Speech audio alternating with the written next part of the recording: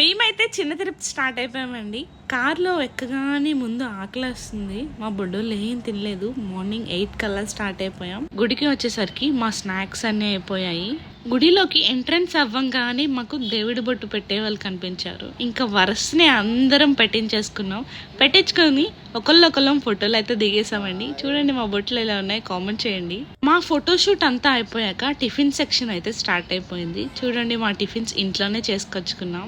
చక్కగా తినేసాం అందరం. పిల్లలకి బయటకు తీసుకొస్తే అదొక సరదా కదా. కాకిని చూసి కావు కావు కావు కావు కాకి రా అంటున్నాడు వాళ్ళ లాంగ్వేజ్లో.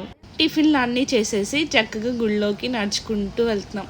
ఈ పిల్లలు ఉంటారా, ఆ షాప్స్ అన్నీ చూసి బొమ్మలు బొమ్మలు అని అడగడం కూడా మొదలు పెట్టేశారు. నేను కూడా అంతే, చిన్నప్పుడు ఎక్కడికైనా వెళ్తే ఖచ్చితంగా బొమ్మలు అడిగేదాన్ని. పిల్లలు ఎవరైనా అది కామన్ కదా. ఈ వీడియో మీకు ఎలా అనిపించిందో కామెంట్ చేయండి. Thank you for watching. Please like, share and subscribe.